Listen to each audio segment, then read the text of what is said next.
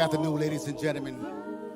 Good afternoon, ladies and gentlemen. First of all, I want to say thank you to all of you that have come out this afternoon to show your gratitude and respect to this family. But what we need y'all to do to help us today, we must socially distance ourselves. We must socially distance ourselves. We need everyone who have a mask, please put your masks on. And we must socially distance ourselves. And if you're sitting in a seat that did not have your name on it, you're actually sitting in the wrong seat. There's plenty of seats. There's many seats up in the balcony. There's many seats next door. But we need everyone to please cooperate with us. And let's show this family the dignity that they deserve. Is that all right?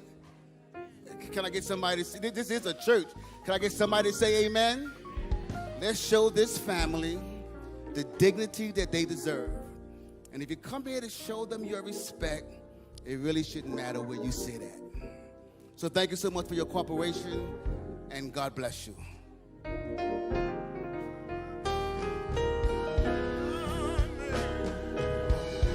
I'm going to put on my robe, tell the story, how I made it over. Hallelujah. I'm going to put on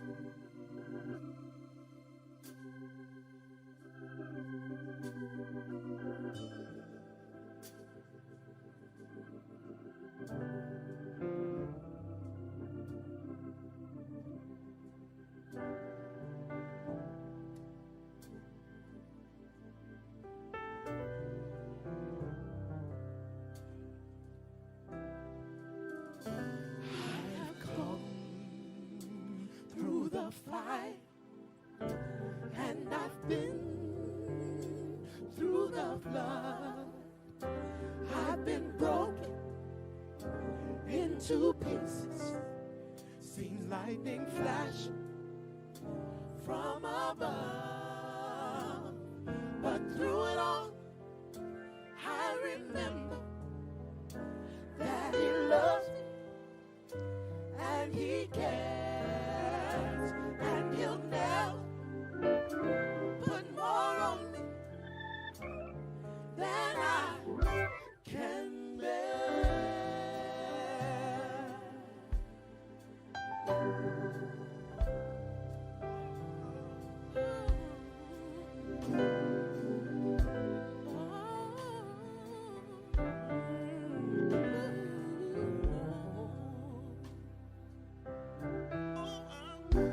I've come through the fire, and I've been through the flood.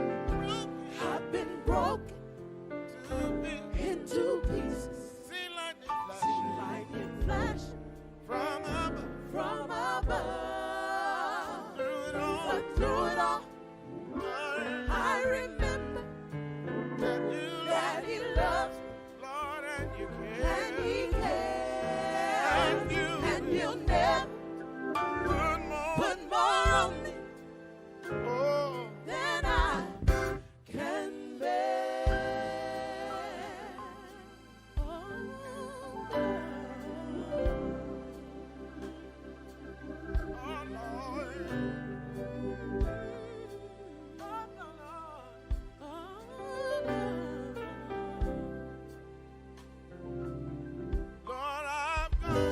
I've come through the fire, and I've been through the flood. I've been broken into pieces, seen lightning flash from above. But through it all, I remember that He loves me, and He cares, and He'll never put more on me than I can bear. No, He'll never put more on me. Oh, no. Never put more on me. I never put more on me. Then put more on me. I never put more on me. Oh, never put more on me. No, He'll never put more on me. Never, never, never, never. His word said He won't. I believe it. I receive it. I claim it. It's mine. It's mine. It's mine. It's mine. It's mine. It's mine. It's mine. It's mine. Oh, He'll never put more on me. Oh, He'll never put more on me. I never put more on me. No, He'll never put more on me. I never put more on me. I never put more on me. No, He'll never put more on me. No, He'll never put more on me. Never, never, never, never.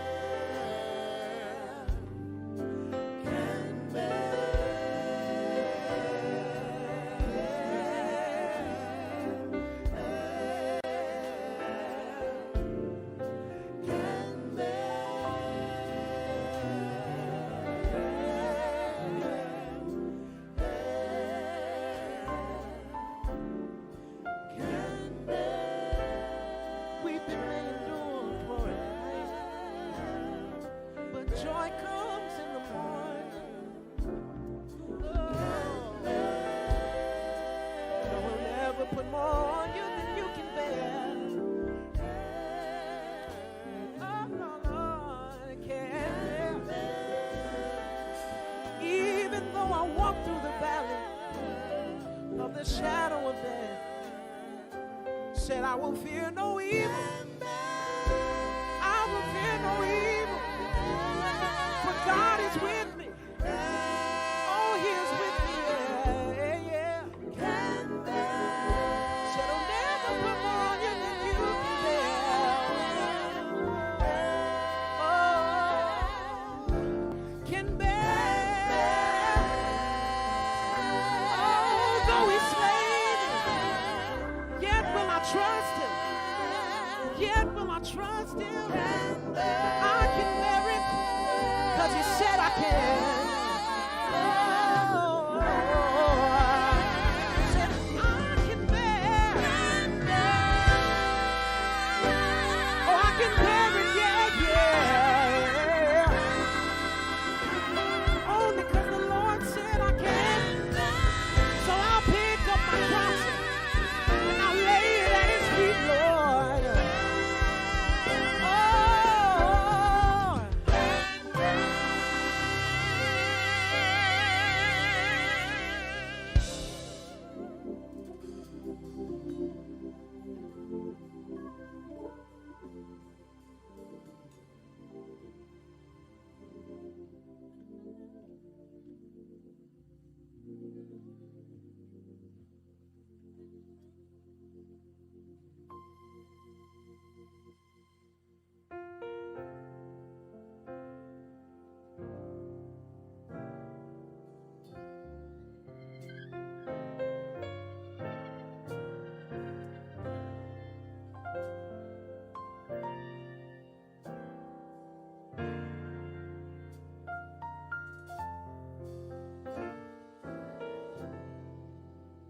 because the Lord is my shepherd, I have everything that I need. He lets me rest in the meadow's grass, and He leads me beside the quiet streams. He restores my failing health, and He helps me to do what honors Him the most. That's why I'm saved. That's why I'm saved. That's why I'm saved. I'm saved in His arms.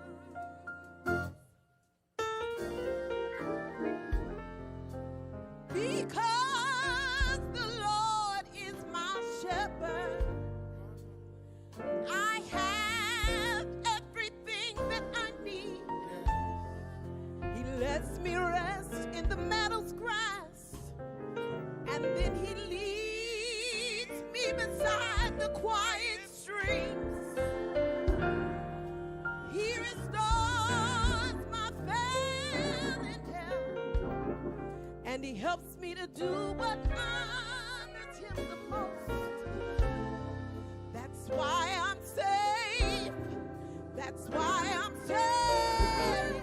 That's why I'm safe. I'm safe in His arms. When the storm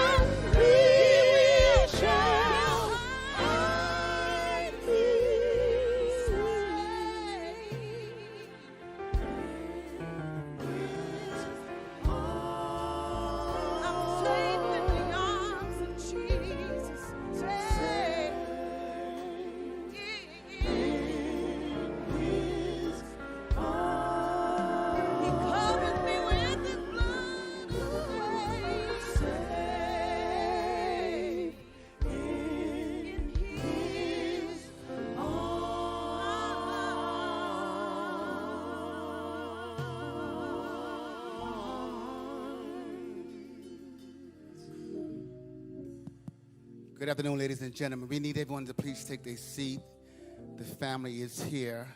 We need these center aisles, the center aisle clear. We don't need anyone in the center aisle to my left and your right. Please clear that aisle so the family can proceed and take their seats.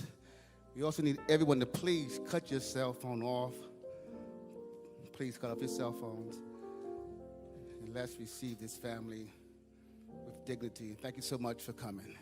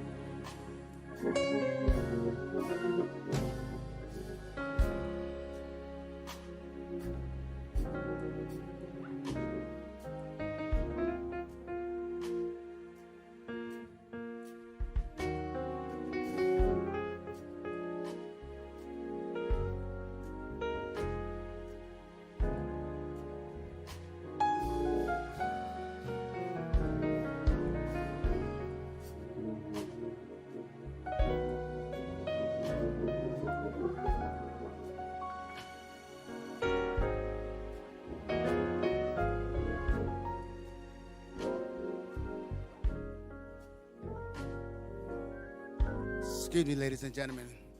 Again, we need you to socially distance yourself. It's every other seat. Please, ma'am, please, sir, if you're sitting directly next to someone, can you please socially distance yourself? Thank you so much for your cooperation. Thank you.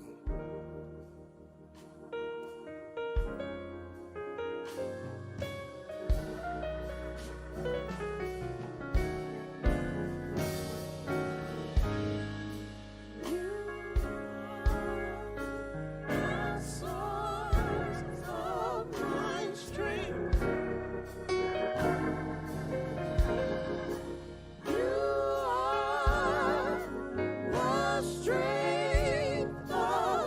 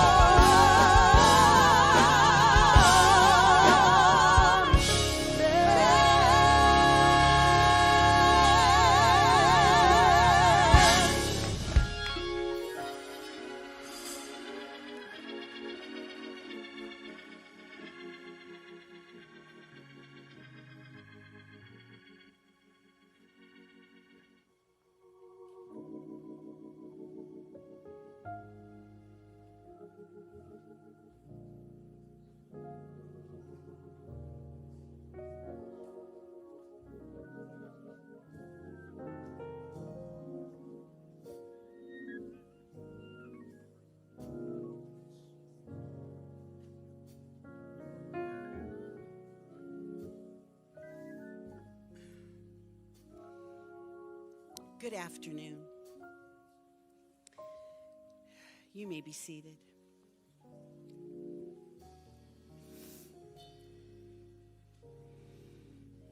My name is Robin Wilkerson, and I am the co-chancellor of North Central University. To all the friends and the family of George Floyd and all of our esteemed guests here today, I want to welcome you on behalf of the university, on behalf of Dr. Scott Hagan, President, on behalf of the Board of Regents, on behalf of the faculty. We're so grateful that you're here with us today. And we're honored that you have come to mourn the loss and celebrate the life of Mr. George Floyd. On behalf of everyone here, I want to personally express our deepest condolences for this tragic loss. Now, to open this service, this celebration of his life, we will have a scripture reading from Reverend Jerry McAfee, pastor of New Salem Missionary Baptist Church, followed by an opening prayer from Dr. Scott Hagan, President of North Central University, and a solo by Mrs. Tawana Porter.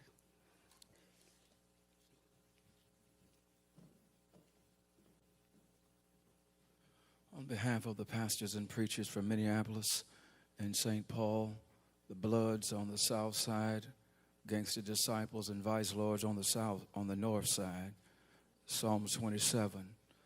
The Lord is my light and my salvation. Whom shall I fear? The Lord is the strength of my life. Of whom shall I be afraid? When the wicked, even mine enemies and my foes, came upon me to eat up my flesh, they stumbled and fell. Though an host should encamp against me, my heart shall not fear. The war should rise against me, in this will I be confident. One thing have I desired of the Lord, that will I seek after, that I may dwell in the house of the Lord all the days of my life, to behold the beauty of the Lord and to inquire in his temple. For in the time of trouble he shall hide me in his pavilion. In the secret of his tabernacle shall he hide me. He shall set me up upon a rock.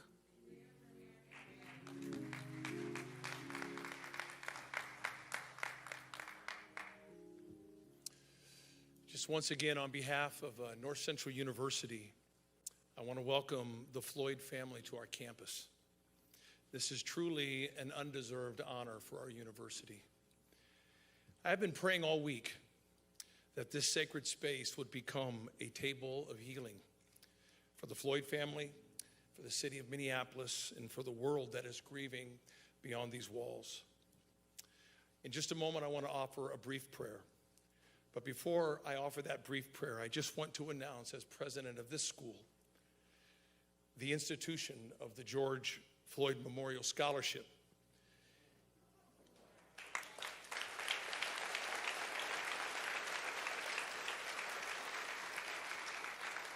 Even before announcing this scholarship yesterday, unsolicited, over $53,000 was handed to me to contribute toward the educational promise of aspiring young Black American leaders.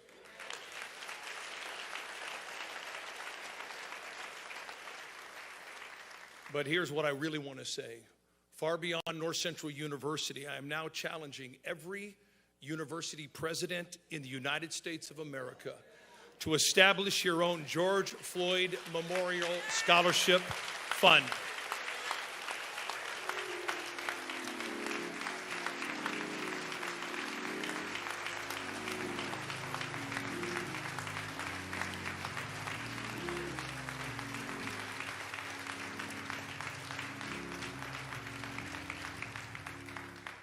So people across this nation can give to the college of their choice. It is time to invest like never before in a new generation of young Black Americans who are poised and ready to take leadership on our nation. So university presidents, let's step up together. I want to invite you now to pray with me, if you will. Lord, your word in Proverbs 31 is dynamically clear. It says to speak up for those who cannot speak for themselves. Ensure justice for those being crushed. Yes, speak up for the poor and the helpless and see that they get justice. Lord, we are asking today for you to take this table of healing here in Minneapolis today and multiply this healing all over this nation as part of that now never fading voice crying out on behalf of those who have been and who are now being crushed in body and spirit. At this table of healing today, Lord, we ask that you touch the Floyd family with supernatural comfort and grace, that they may be granted a few moments of respite as their beloved father and brother and son is remembered in a way that honors his life and his personal faith in Jesus Christ. At this table of healing, we are asking you, Lord, to show us the way. Our city and nation are becoming rightfully despondent, with neighbor set against neighbor. Help us to repent, not just seek to restore. As a nation, as cities, as universities, and as religious communities, heal, make new, and help us, oh Lord, rebuild our national family. And finally, Lord, at this table of healing today, we are asking you to search our hearts as pastors, rabbis, priests, imams, business leaders, politicians, and educators. Help us reconcile our failed witness and lead us forward as caring neighbors and diligent gatekeepers of mutuality and mercy. Guide this generation to change the national narrative on race and power and change all of our hearts until they match your heart. We ask all of these things in the name above all names, Jesus Christ. Amen.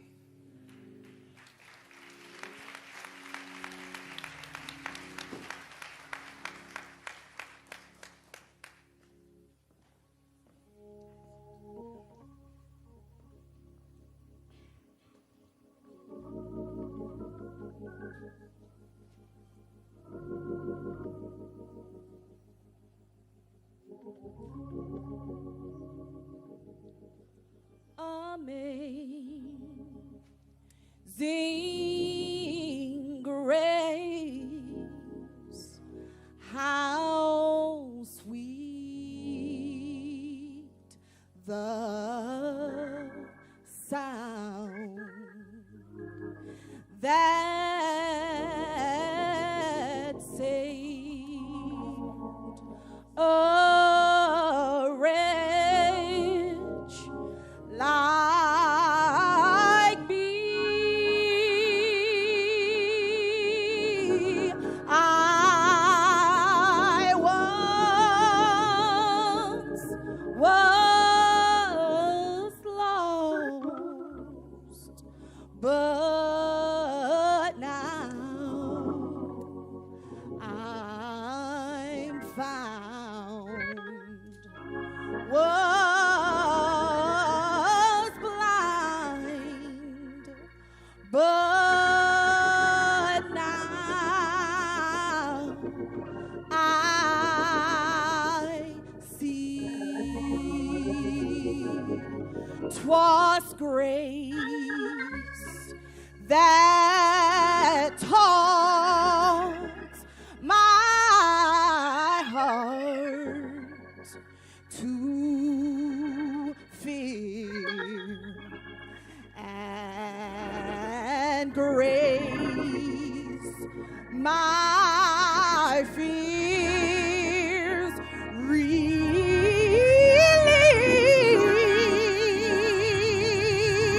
How precious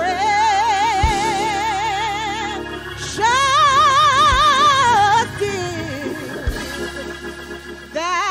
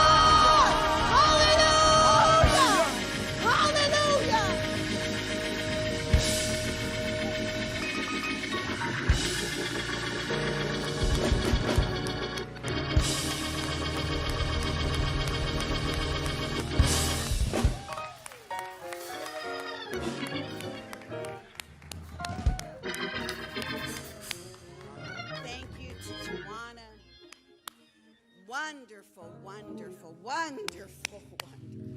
Yes, yes. Thank you, thank you, thank you. We're going to have the opportunity now to hear in just a moment from loved ones, friends, and family of George Floyd. But before that, I would like to welcome to the podium Attorney Benjamin Krupp for his remarks. Would you please welcome him?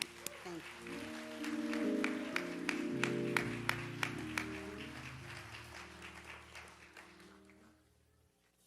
I'm Attorney Ben Crump, and along with Attorney Tony Ramanucci and Attorney Chris Stewart, as my co-counsels out front seeking justice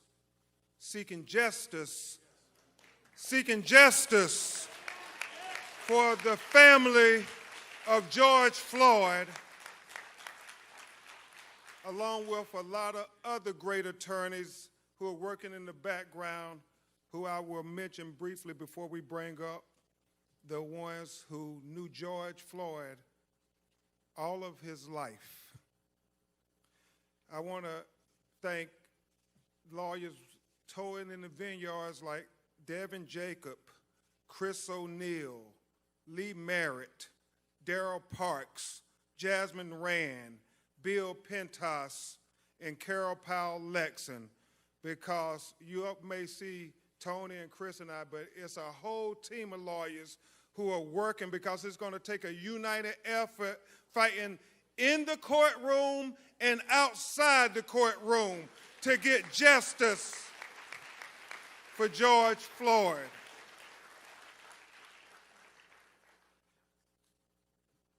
I would tell you all that because of the coronavirus pandemic, we have to stay on a strict schedule, and we all have to do this social distancing.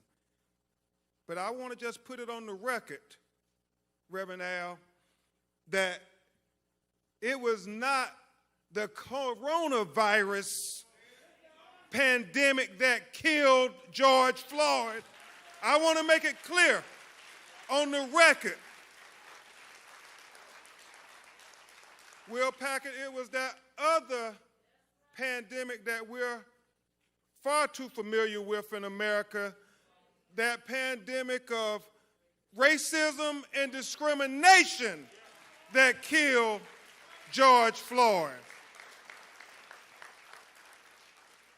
So before we make a plea to justice, we feel it appropriate that you hear from the people who really knew George the boy, knew George the adolescent, knew George the man, and from whence George came. So I would ask that his brother Polonus Floyd, his brother Rodney Floyd, his cousin Sharita Tate, his nephew Brandon Williams, please come to the stage, and I will ask Attorney Tony Ramanucci and Attorney Chris Stewart to come and stand with me behind them as united they tell the world why we should celebrate the life of George Floyd. Please come up, family.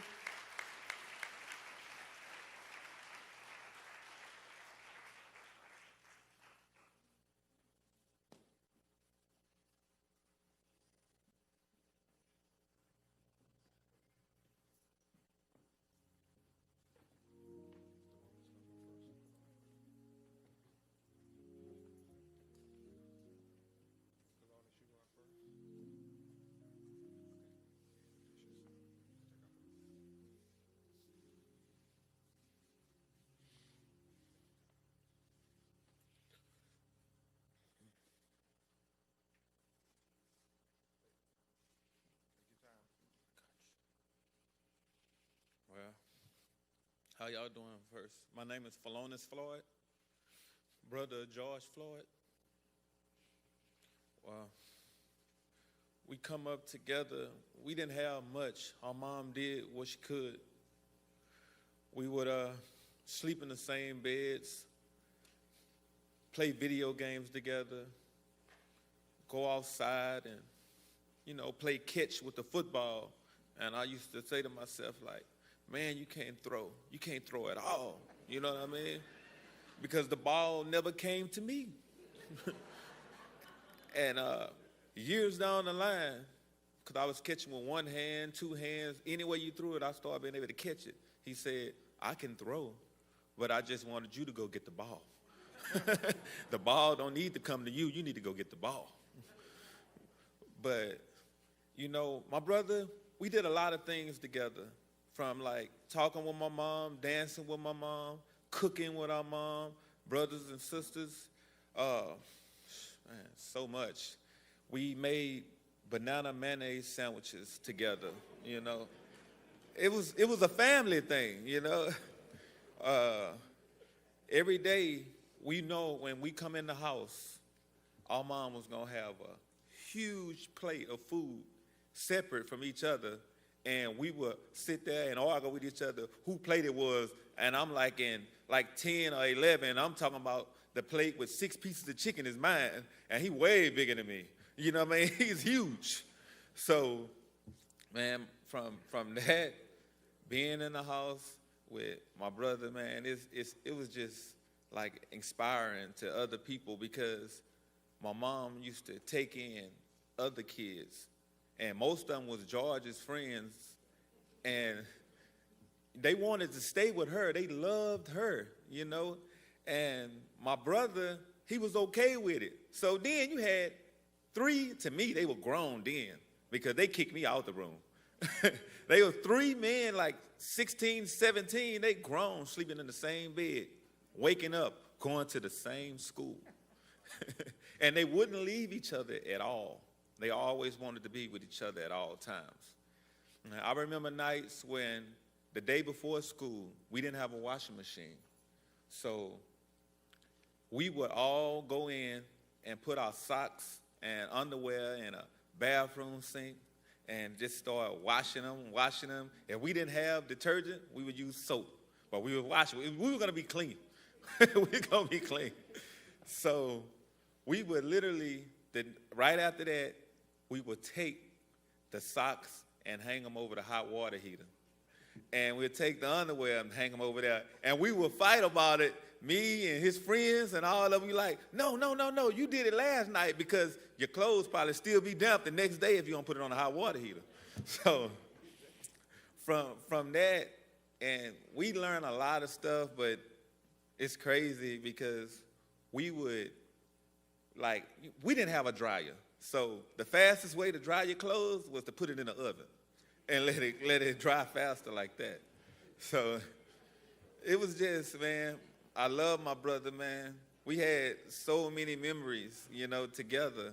I remember him waking me up, telling me, hey, man, can you iron my clothes for me? And I look at him, but then I look at his size and I say, you right, big bro, you right. You know what I mean? It was just amazing. Everywhere you go and see people, how they cling to him. They wanted to be around him. You know, George, he was like a general. Every day he walks outside, it'd be a line of people, like just like when we came in, wanting to greet him and wanted to have fun with him. Guys that was doing drugs, like smokers and homeless people, you couldn't tell, because when you spoke to George, they felt like they was the president, because that's how he made you feel. Wow. He was powerful, man. He had a way with words. He could always make you ready to jump and go all the time. Everybody loved George. We didn't call him George. We called him Perry. If you called him Perry, you knew him direct, you know what I mean? Because George was the name, everybody called him Big George, Big Floyd, you know, Georgie Porgy. He had so many different names. But I'm going to go ahead and let. Go ahead. I'm not stopping you. Go ahead. I'm just, man, it's crazy, man. All these people came to see my brother, and that's amazing to me that he touched so many people's hearts, you know, because he's been touching our hearts, you know. You come to Third Ward, where we're from, people are crying right now. That's how much they love them. You know, I'm just staying strong as I can, because I need to get it out. I need to get it out. Everybody wants justice. We want justice for George. He's going to get it. He's going to get it.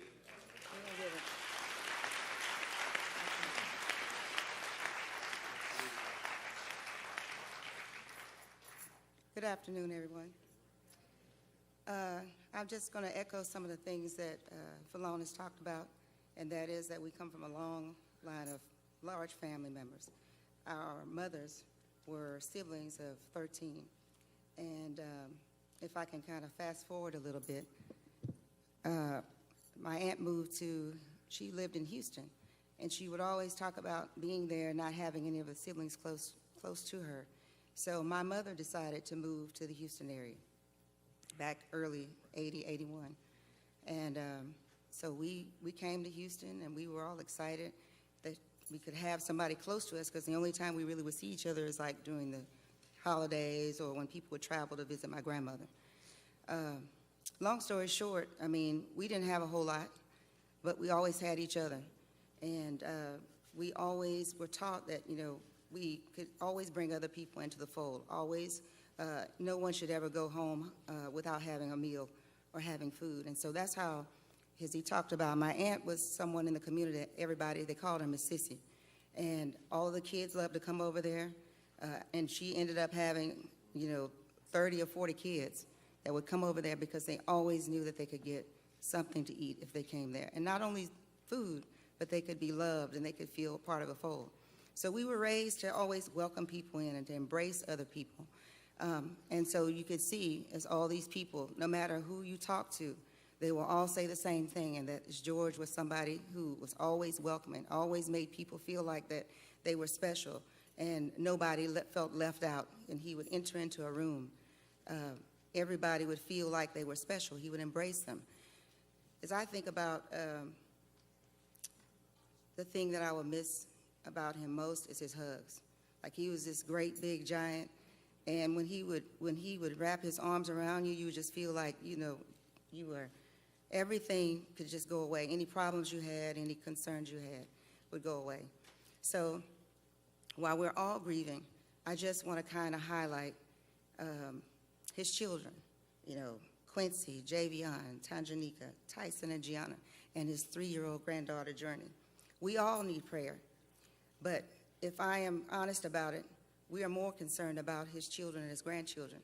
So I ask that you pray for us as we go along this marathon to make sure that justice is served on George's behalf, or Perry as we call him. I ask that you pray for us and especially for their children. Thank you.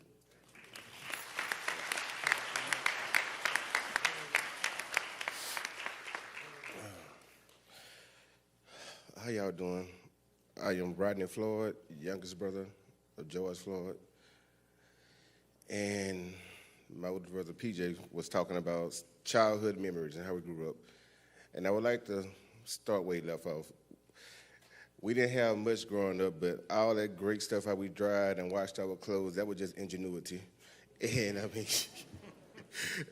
mean, hey, we worked with what we had, but didn't have much, but we had a house full of love. And I mean, I appreciate the love of everyone in here in the state of Minneapolis. Y'all adopted my brother and showed him so much love. And we feel that love in your city and thankfully everybody and plus around the world. It's a beautiful thing, this great love we're receiving. And George Floyd is receiving, because he would love it. I wish he was here in the presence, in the flesh, to see it. Because all this great unity, he would bring in the tears like it's bringing us. But share fun memory of my brother, Big Floyd, as y'all know. Oh, cooking-wise, he would make me, honestly, him and the other brothers, 3 gentlemen my brother mentioned grew up in our house, so they would say, "Little bro, you make the best grilled cheese. Can you please go make us one?" I mean, if I tell y'all as a little 6 or 7-year-old kid, I did that numerous times. I realized as I got older, y'all just using me. But you know what? But I was just happy to be doing it. But my big brother, I mean, great guy, great gentleman, great man. And as a child, without no father figure, he was big brother, but I didn't see the little stuff they were throwing out. He was doing the best he can, and the mistakes he made, and I watching them, following him corrected myself as a grown man, as a teenager growing up, and, you know, learning from him how to be a man and everything he instilled us and taught us. He was doing him, but he was teaching us how to be a man because he was in this world already before us, and he gave us a lot of great lessons. And I mean, one thing about a man, keep the definition as is. Floyd, responsibility. He will stand up for his family and friends, and he's great at that. And I want you guys to know that he will stand up for any injustice everywhere. Can y'all please say his name? Thank y'all.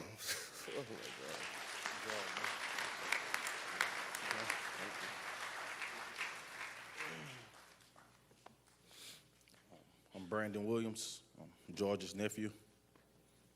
I call him Perry. You know, we happen to share the same middle name for some reason. My mama wanted to name all of us after some of her siblings, and coincidentally, I ended up with George. Growing up, I mean, I'm a lot younger than them, but my grandmother raised me. I didn't have a father figure present in my life, so I grew up in the same house with them. And, you know, my uncles were more of a father figure in my life. And with Perry being the alpha male, you know, I gravitated to him. Coming up, I played sports. He did.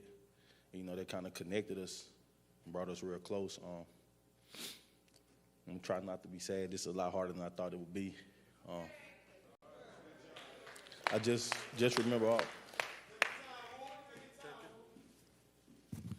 I just remember just all of the memories, man. So more than anything, I just want to say thank you to him just for being there, just being a real, genuine person, just being loving and caring and somebody I can count on no matter what.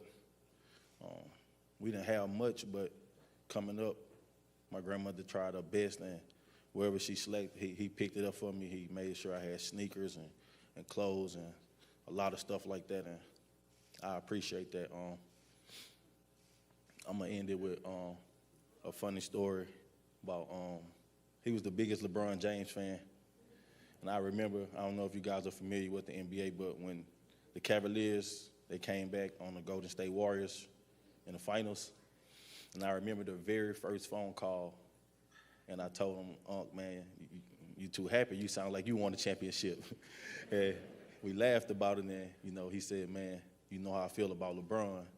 I did win a championship. So, and every time we would talk, you know, I asked him, like, hey, how you doing, man? You good? And he said, I feel like I won a championship.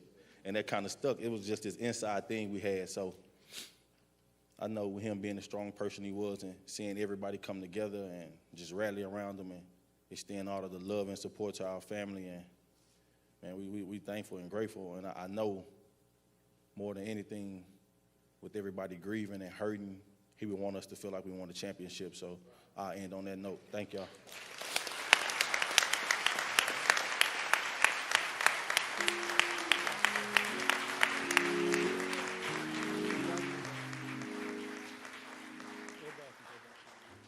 Y'all, please give his family another round of applause. Please show them love. Show them love.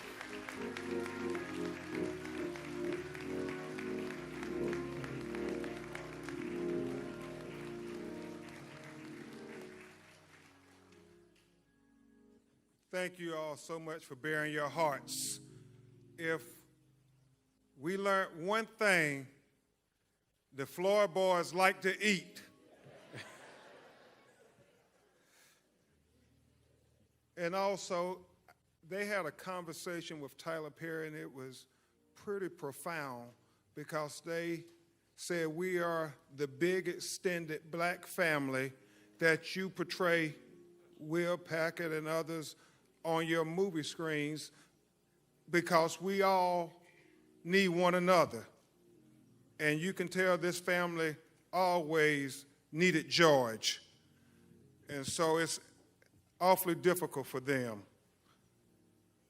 The plea for justice is simply this. Dr. Martin Luther King said, he who passively accepts evil is as much involved in it as he who helps to perpetrate it. He who accepts evil without protesting against it is really like cooperating with it. You know, T.I., on that video, what we saw was torture. Reverend Jackson, what we saw in that video was inhumane. Martin III, what we saw in that video was evil. And so America, we proclaim, as we memorialize George Floyd, do not cooperate with evil. Protest against evil. Join the young people in the streets protesting against the evil, the inhumane, the torture that they witnessed on that video. We cannot cooperate with evil. We cannot cooperate with injustice. We cannot cooperate with torture. Because George Floyd deserved better than that. We all deserve better than that. His family deserved better than that. His children deserve better than that.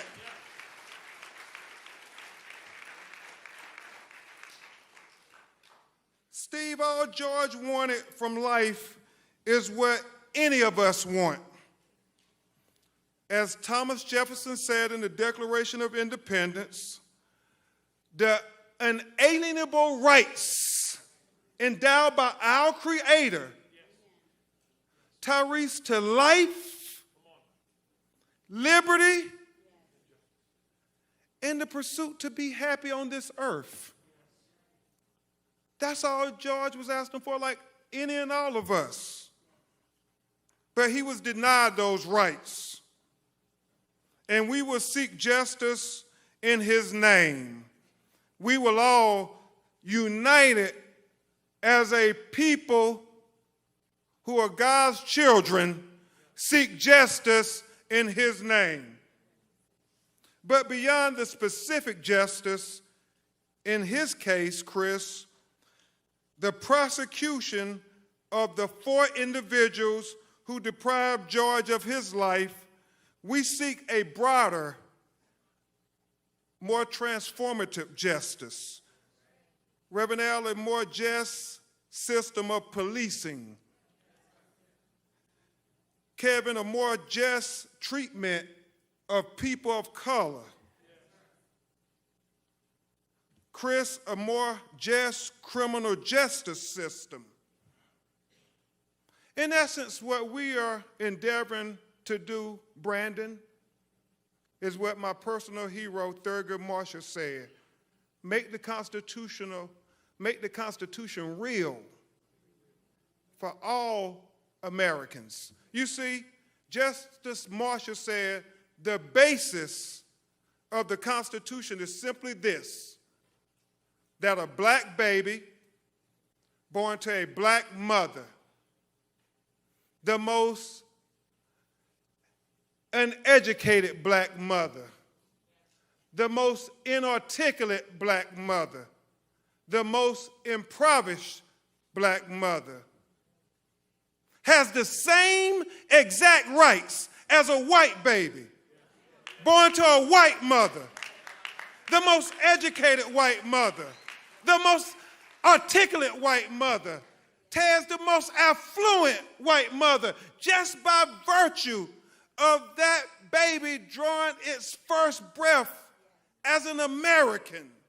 Now, Justice Marshall said, Reverend Jackson, I know that's not the case in America today, but I challenge anybody to say, Tony, that's not the goal we're fighting for. He said, I challenge anybody to say, that's not what makes America the great beacon of hope and justice for all the world to marvel. So when we fight for the George Floyds of the world, but more importantly, when we fight for the unknown George Floyds of the world, when we fight for the Trayvon Martins of the world, when we fight for the Terrence Crutches of the world, when we fight for the Michael Browns of the world, when we fight for the Alton Sterlings of the world, when we fight for the Philando Castillos of the world, when we fight for the Jamar Clarks of the world, when we fight for the Eric Gardners of the world, when we fight for the Sandra Blands of the world, when we fight for the Ahmaud Arbery's of the world, when we fight for the Breonna Taylors of the world, when we fight for the Natasha McKinney's of the world,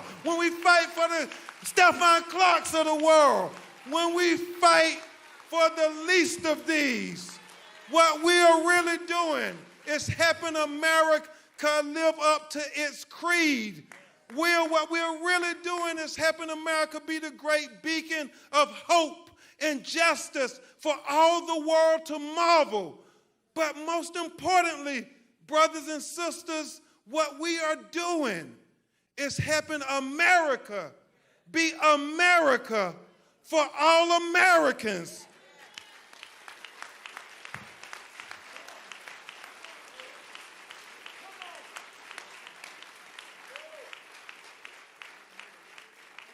What we want, T.I., is not two justice systems in America, one for black America and one for white America. What we endeavor to achieve is equal justice for the United States of America, and George Floyd is the moment that gives us the best opportunity I have seen in a long time of reaching that high ideal that this country was founded on. Thank you so much. This is the plea for justice. On behalf of the family, the children, we will get justice. We are committed to it. Now, I would introduce you to a man who really needs no introduction, who will eulogize George Floyd. He is a man who has fought for so many families that too many hashtags to remember. And when he gets the call, he always answers the call. Even when the cameras aren't around, even after the cameras are gone. Ask Eric Gardner's family. Ask Stephon Clark's family. Ask any of these families. The cameras have long gone, Tony, but Reverend Al continues to answer the bell when our people call. He is a leader that you see on TV commentating about our experiences, but more importantly, he is a leader who has lived our experiences. And because he has lived those experiences, that's what makes him so effective in commentating on MSNBC about our experiences. And he is going to talk about the experience of the terrible loss of somebody who should be with us today, and that is George Floyd. Please give a great round of applause for the Reverend Al Sharpton.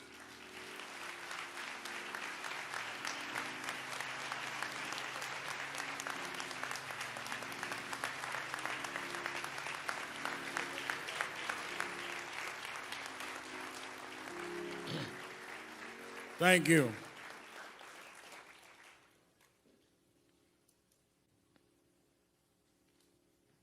I want us to not sit here and act like we had a funeral on the schedule.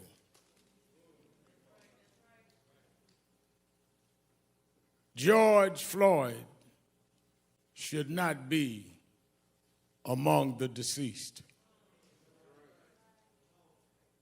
He did not die of common health conditions.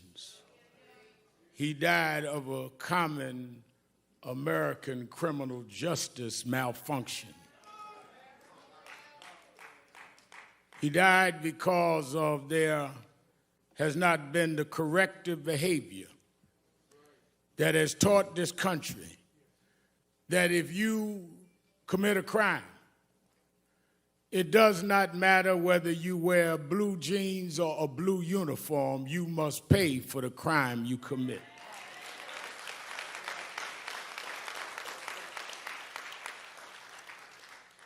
So it is not a normal funeral. It is not a normal circumstance, but it's too common, and we need to deal with it. Let me ask those of you that in the traditions of eulogies need a scriptural reference, go to Ecclesiastes 3rd chapter. First verse says, to everything there is a time and a purpose and season under the heavens. I'm going to leave it there. I saw somebody standing in front of a church the other day had been boarded up as a result of violence, held the Bible in his hand. I've been preaching since I was a little boy. I never seen anyone hold a Bible like that, but I'll leave that alone.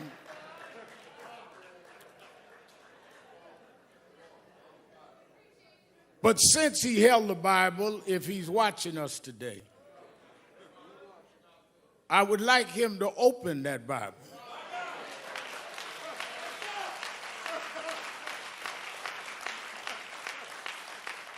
And I'd like him to read Ecclesiastes 3. To every season, there's a time and a purpose. And I think that it is our job to let the world know when we see what is going on in the streets of this country and in Europe, around the world, that you need to know what time it is. First of all, we cannot use Bibles as a prop. And for those that have agendas that are not about justice, this family will not let you use George as a prop.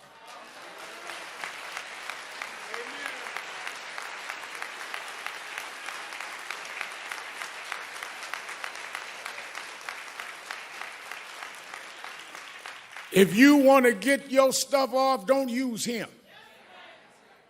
Let us stand for what is right. Because when I got the call from Attorney Crump, and usually when he calls me, it's not to find out how I'm doing. It's usually because something happened that he wants National Action Network and I to get involved. And he explained to me what was happening with this case. And I'd already heard about it in the media. And immediately I said, well, let me know what you want me to do. He said, whatever you need to do. One of the things, Martin, that I've always had to deal with is critics would say, all Al Sharpton wants is publicity. Well, that's exactly what I want. Because nobody calls me to keep a secret. People call me to blow up issues that nobody else will deal with. I'm the blow up man, and I don't apologize for that. Because you get away too much with hiding things. Honey has talked about y'all putting clothes in the oven to have your clothes dried. Well, I didn't grow up in the third world, but I grew up in Third Ward. I grew up in Brownsville, and we had roaches. Now, I know Kevin Hart and some of the rich Hollywood folk here don't know what roaches are, but we had roaches, ludicrous. And one thing I found out about roaches is that if you keep the light off, if you're in the dark, a roach will pull up to your dinner table and have a 5-course meal. So I learned that one of the ways to deal with roaches is if you cut the light on, I could run them roaches and track them down. And I've spent all my life chasing roaches all over this country.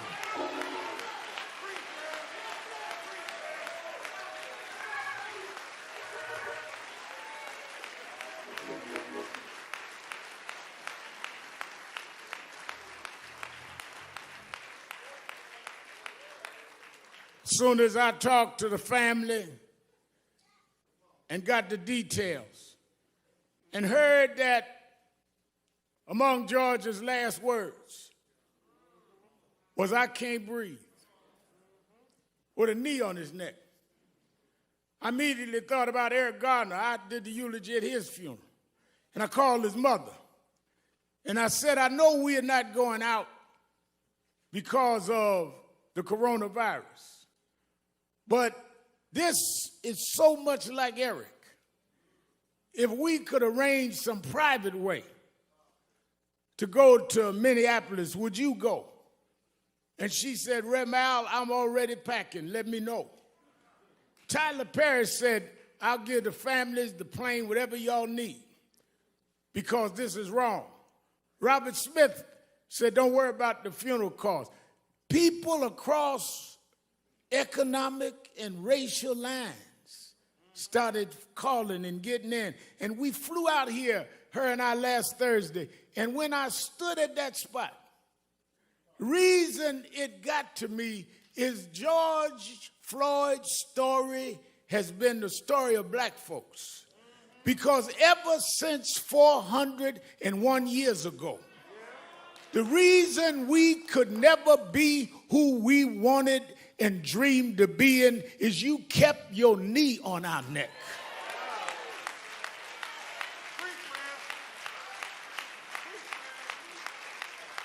We were smarter than the underfunded schools you put us in, but you had your knee on our neck. We could run corporations and not hustle in the street, but you had your knee on our neck. We had creative skills. We could do whatever anybody else could do, but we couldn't get your knee off our neck. What happened to Floyd happens every day in this country, in education, in health services, and in every area of American life. It's time for us to stand up in George's name and say, "Get your knee off our necks."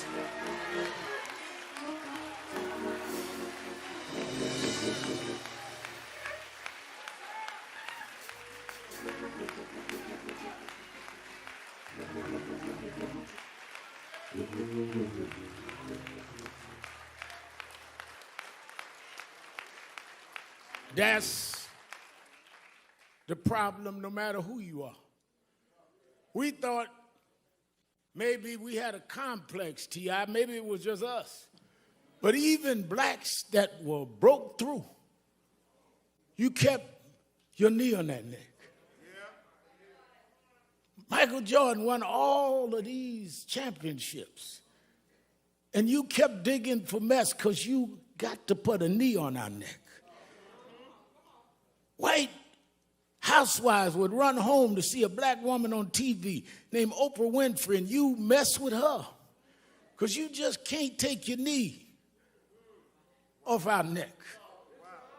Man comes out of a single-parent home, educates himself, and rises up and becomes the president of the United States. And you ask him for his birth certificate because you can't take your knee off our neck. The reason why we're marching all over the world is we were like George. We couldn't breathe, not because there was something wrong with our lungs, but you wouldn't take your knee off our neck. We don't want no favors. Just get up off of us, and we can be and do whatever we can be.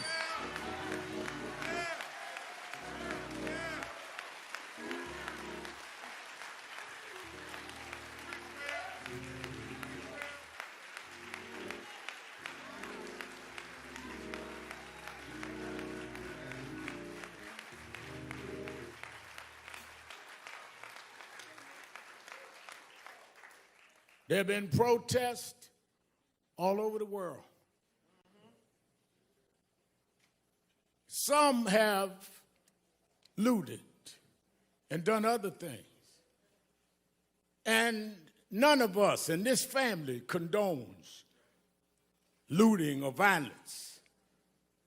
But the thing I want us to be real cognizant of is there's a difference between those calling for peace and those calling for quiet.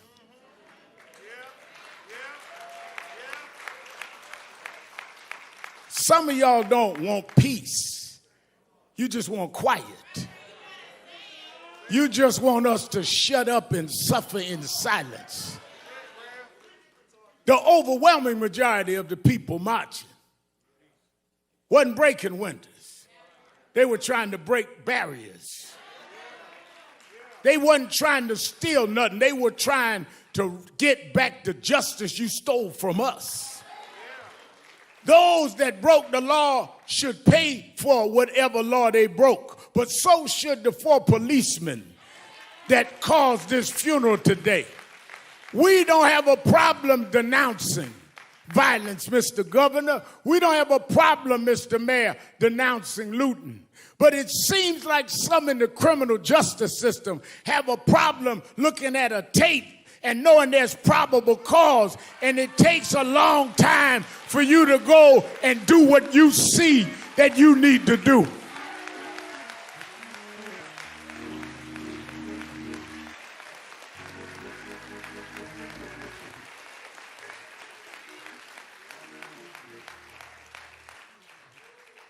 But I'm one that has been Crump said. National Action Network and I have been involved in a lot of these fights we started around criminal justice. I did speeches and eulogies at most of the funerals that we've had in this space in the last couple of decades, and led the marches and did what we had to do. I look at Martin III, we went to jail together fighting these fights, like his daddy went to jail before. But I'm more hopeful today than ever. Why? Well, let me go back. Reverend Jackson always taught me, stay on your text. Go back to my text, Ecclesiastes. There is a time and a season. And when I looked this time and saw marches where in some cases young whites outnumbered the blacks marching, I know that it's a different time and a different season. When I looked and saw people in Germany marching for George Floyd, it's a different time and a different season. When they went in front of the parliament in London, England, and said it's a different time and a different season, I come to tell you, America, this is the time of dealing with accountability in the criminal justice system.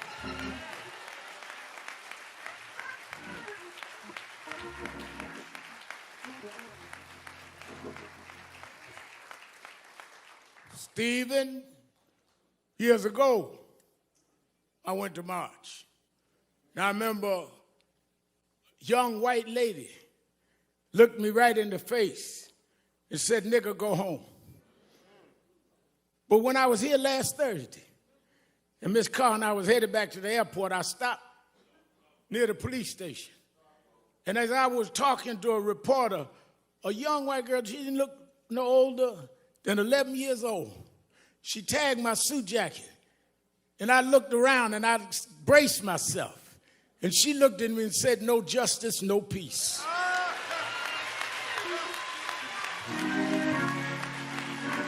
It's a different time.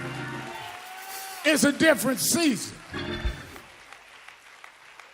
And if my Bible carrying guy out in front of that boarded up church, if I got him to open up the Bible, I want you to remember something. You know, I was late last October to an appointment because the time changed.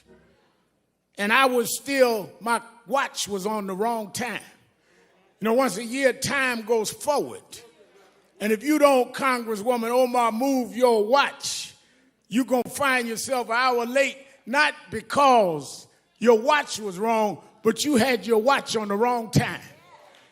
Well, I come to tell you that are sitting in Washington talking about militarizing the country, thinking that you can sell wolf tickets to people who's had enough of abuse.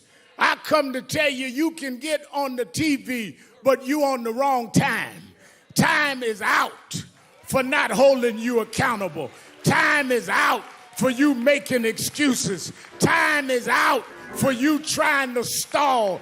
Time is out for empty words and empty promises. Time is out for you filibustering and trying to stall the arm of justice. This is the time. We won't stop. We're going to keep going until we change the whole system of justice.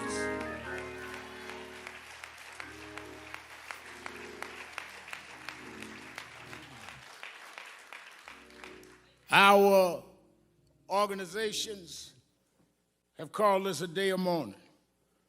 NAACP, National Urban League, Legal Defense Fund, Black Women's Roundtable, Lawyers Committee, all got together, said we're going to have a day of mourning. But then we're going to come out this day of mourning. Because as some of our experts, Cheryl and Eiffel and others that know the legal field have outlined a legal process that we must enforce, everything from residency to dealing with police backgrounds not being hidden. I talked to Governor Andrew Cuomo today in New York. He says we got to change 50A where the backgrounds are stopped of policemen. We need to know if they stop you, they find out everything you ever did. Why don't we know when policemen have a pattern?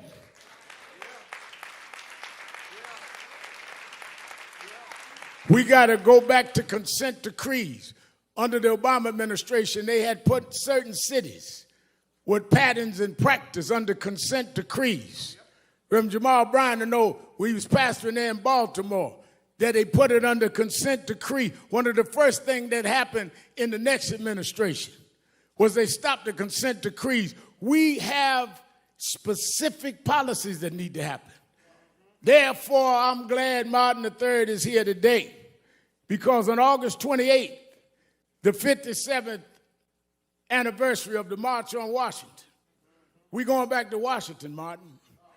That's where your father stood in the shadows of the Lincoln Memorial and said, I have a dream. Well, we're going back this August 28th to restore and recommit that dream, to stand up, because just like at one era we had to fight slavery, another era we had to fight Jim Crow, another era we dealt with voting rights, this is the era to deal with policing and criminal justice. We need to go back to Washington and stand up, black, white, Latino, Arab, in the shadows of Lincoln, and tell them this is the time to stop this.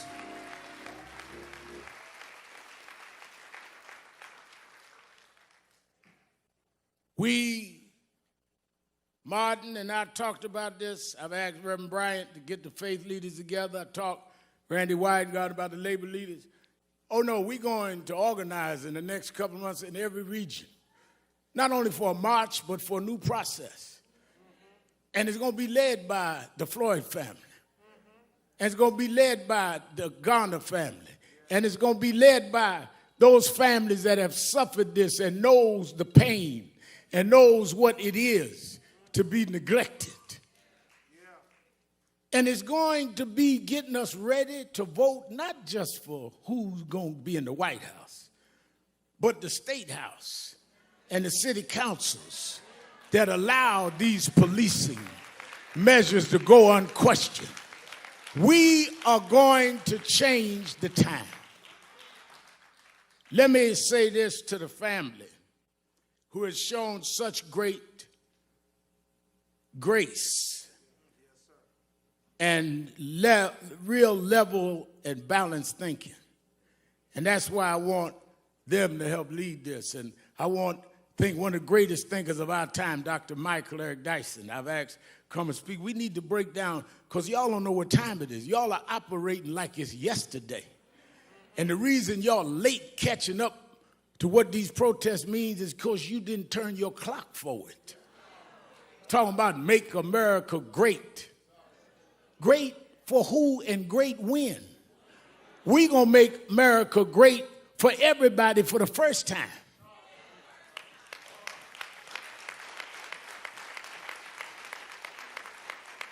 Never was great for blacks.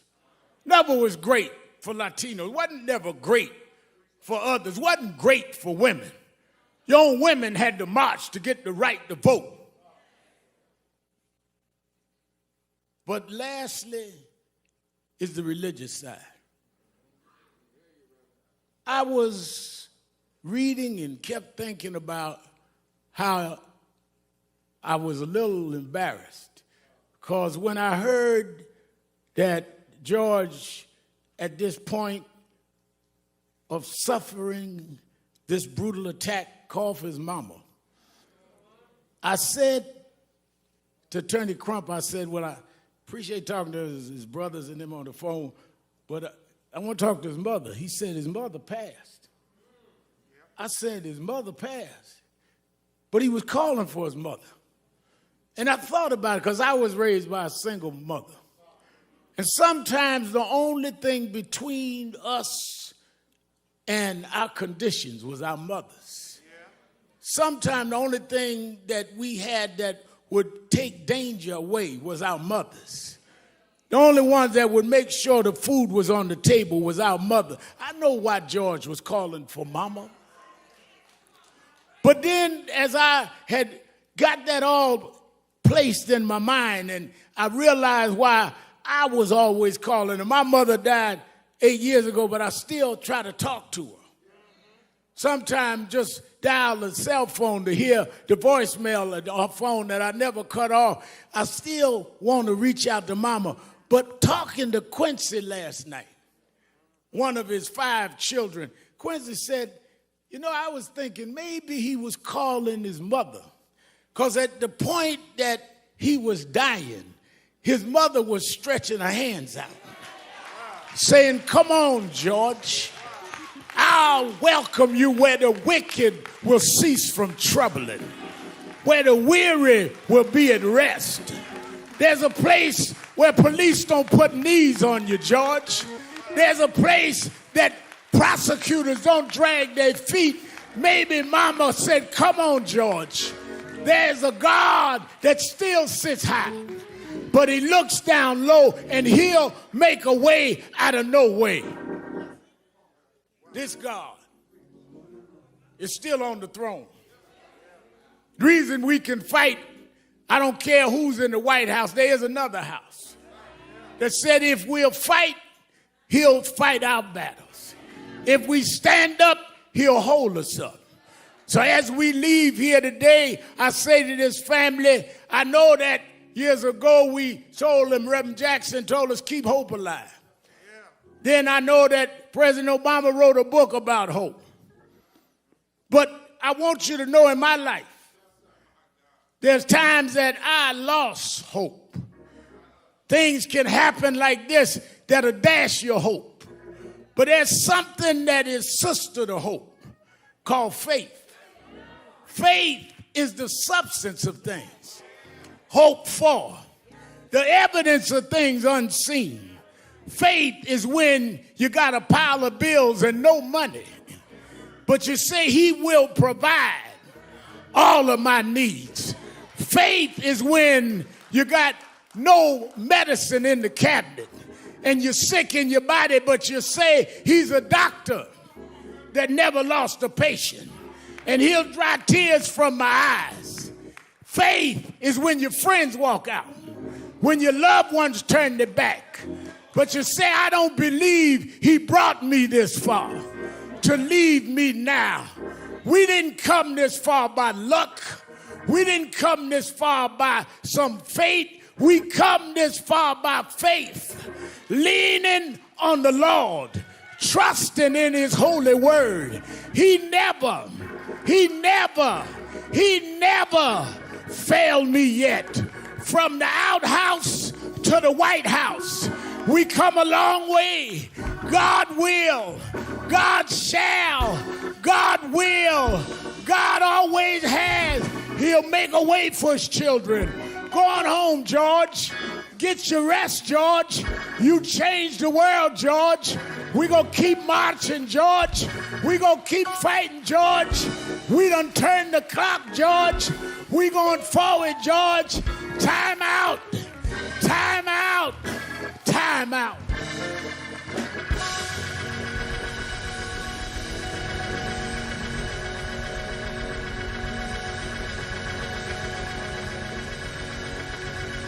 Hezekiah Walker. We ask gospel great Hezekiah Walker sing a song for the family.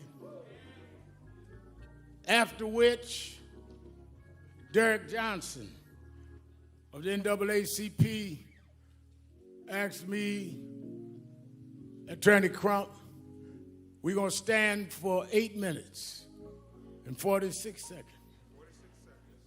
Though that was the time that George was on the ground. And we want you all over the world to stand with us for 8 minutes and 46 seconds and make that commitment for justice in the name of George. I want to thank the members of the Congressional Black Caucus for being with us. Won't you stand?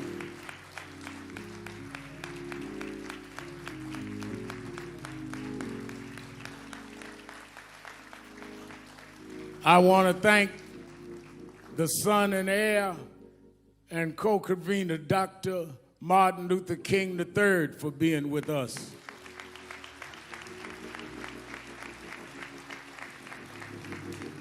I want to thank the mayor and the governor and their brides for being with the family. Senator Amy Klobuchar of the state of Minnesota. I want to thank my mentor and one who's fought this fight for more than a half a century. Reverend Jesse Lewis Jackson is with us. And his spokesman for Rainbow Push, Jonathan Luther Jackson. I want to thank from the entertainment world, Kevin Hart. He told me don't mention he's here, so don't clap. Stand up, Kevin. We joke each other. Brother Beloved, stand up, brother. Brother Ludacris.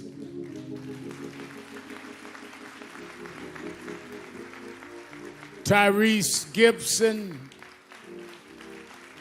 who's an extraordinary activist in his own right. Master P.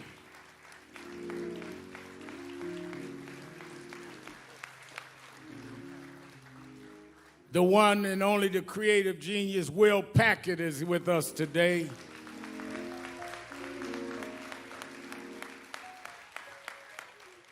And a brother that we've marched together and done a lot of things. He does not just put his name on somebody's petition. He puts his body on the line. Brother T.I. is in the house.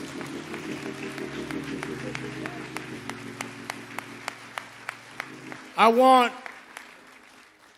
this brother's one of the greatest gospel singers alive. Is Tiffany here? Oh, wait a minute. I didn't want to announce and say I embarrassed her. Let me tell you something. One of the most popular, outstanding artists that is also committed. I've read her interview. She think I'm old and don't read stuff, but I do. And she's been committed and saying the right things, and she wanted to be here today. And I was so busy joking with Kevin, I didn't even look at her. Let us welcome our sister beloved, Sister Tiffany Haddish is in the house.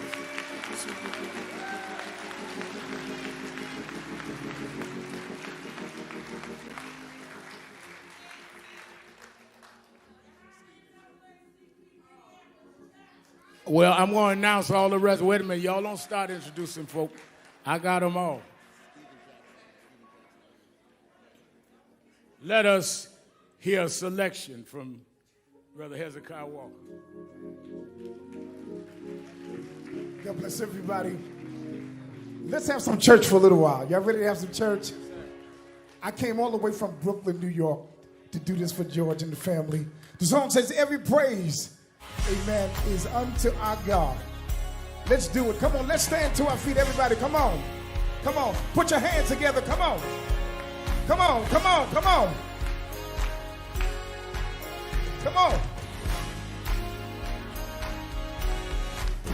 Every praise, come on. Every praise is to our God. Is to our God. Every word of worship. Every word of worship. With one accord. With one accord. Every praise. Every praise. Every praise. Every praise. To our God. Is to our God. Yeah. Sing hallelujah. Sing hallelujah. Oh. To our God. Glory hallelujah. Glory hallelujah. Is to our God. To our God. Every praise. Every praise. Every praise. Every praise. To our God. Is to our God. Come on, let's take it up. Come on. Every praise. Is to our God. Is to our God. Put them hands together. Come on. Every word of worship. With one accord. With one accord. Come on. Every praise. Every praise. Every praise. Every praise. To our God. Is to our God. Look at your neighbor and say, sing hallelujah. Sing hallelujah. Oh. To our God. Glory hallelujah. Glory hallelujah. Is to our God. To our God. Come on. Every praise. Every praise. Every praise. Every praise. To our God.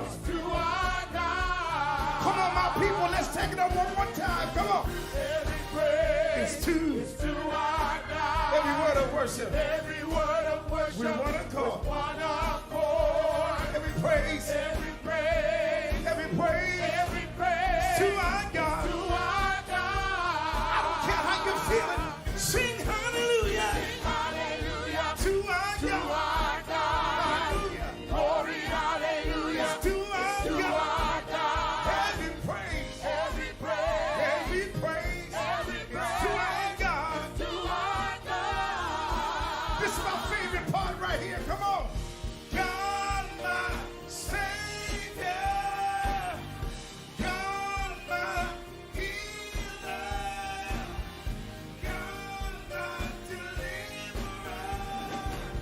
Yes, He is. Yes, He is. You say it now. God, my Savior.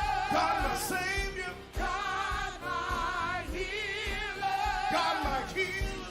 God, my deliverer. Yes, He is. Yes, He is. Yes, He is. Yes, He is. God, my Savior. God, my Savior. God, my healer. God, my Yes, healer. God, my deliverer. God, my deliverer. Yes, He is. Yes, He is. Yes, He is. Yes, He is. Yes, He is. Yes, He is. Yes, He is. Yes, He is. Every praise Every praise. to our God. To our God. Every word of worship Every word of worship. with one accord. One accord. Every praise. Every praise. Every praise. Every praise. Every praise. Every praise. Every praise. Every praise. All of my worship. Every praise. All of my praise. Every praise. When you see me dancing. Every praise. Every praise. When you see me shouting. Every praise. Every praise. Every praise. Every praise. Every praise. Every praise. Every praise. Every praise. Every praise. Every praise. Every praise. To our God. To our God. Every praise. Every praise. Every praise. To our God. To our God.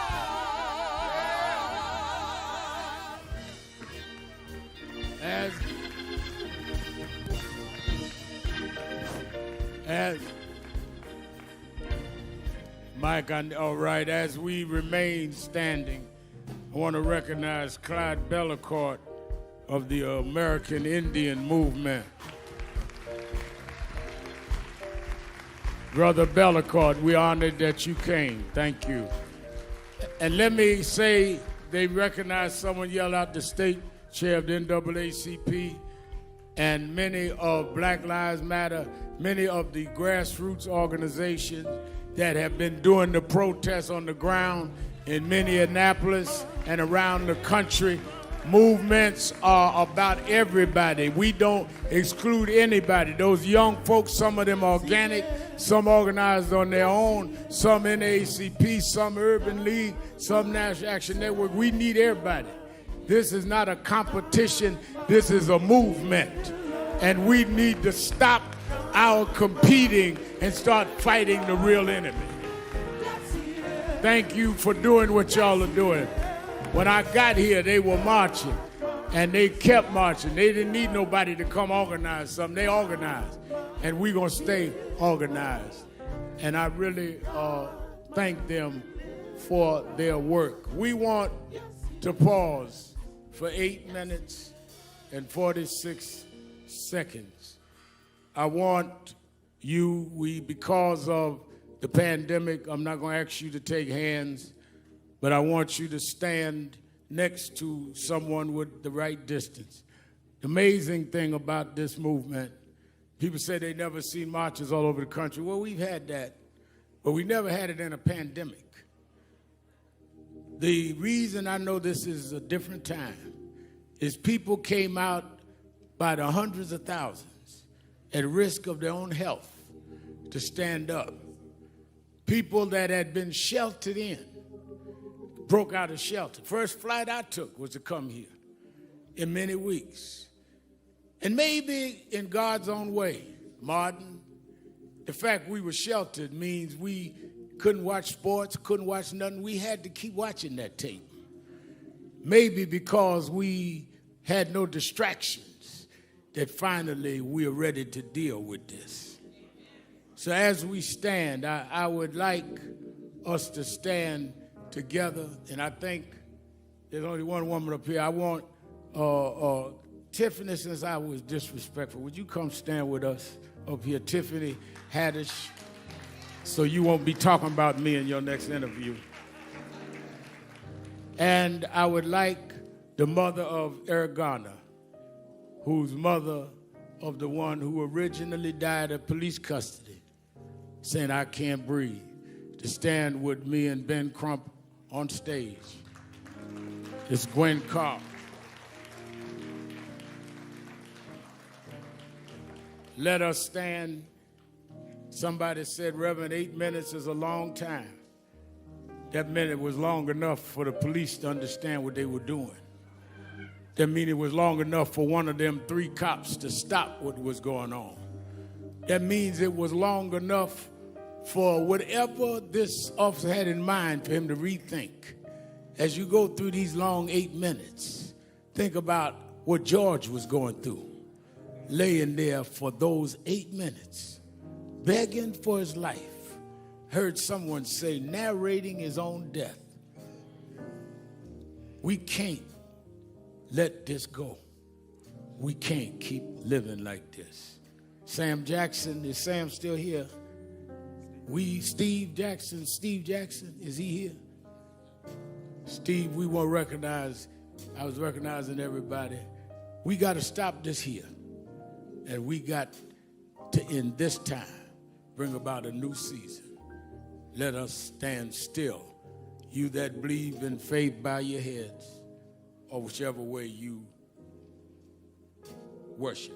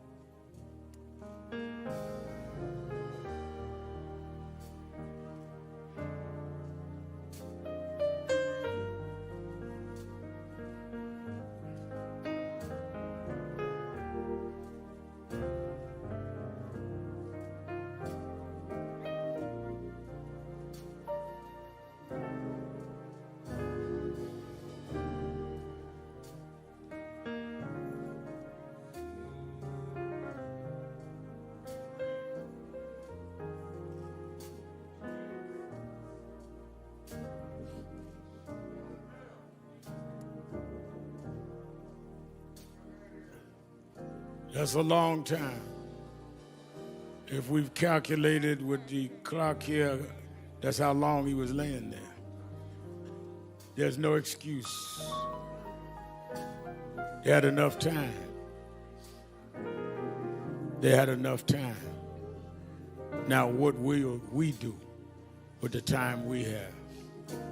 As we usher the family out, please let us take them out first. They have to prepare to go to North Carolina and then back to Houston, where we will do the final services. They appreciate you all for coming. Let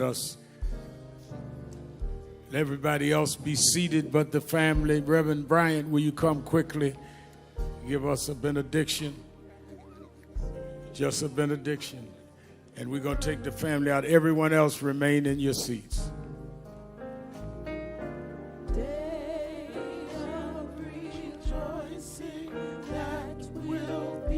You'll remain where you are for the benediction. Good and gracious God, merciful Master, walk with us while we run this race. Speak to us as we lift our voice. Use our hands so that they do not become fists.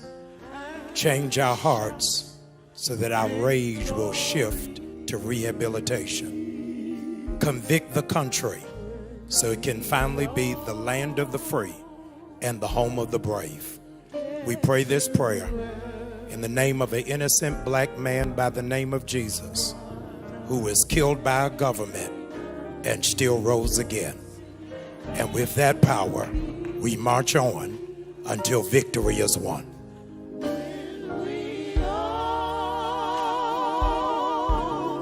Let's usher the family. Excuse me, we need everyone to be seated except the family. Please, everyone, please be seated except the family.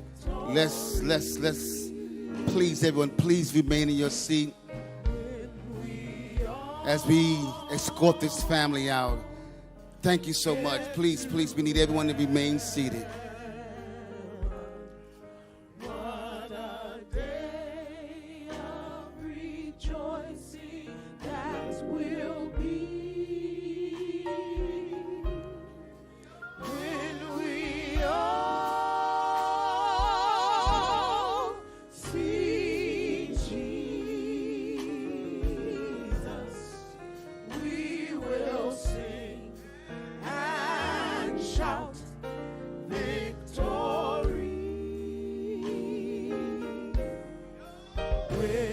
Come on, can y'all please remain seated for a minute till we escort the family out?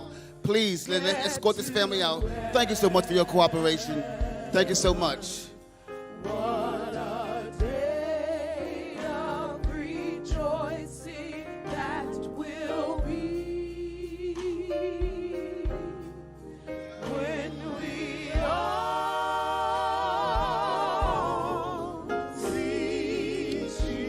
Family has grown. We will sing and shout victory.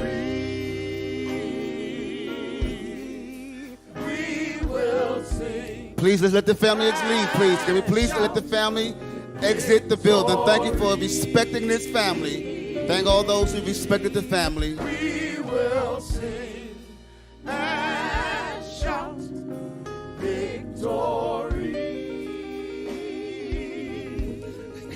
We will sing and shout victory. We will sing and shout victory. We will sing and shout victory. We will sing and shout victory. Thank you so much. God bless you all.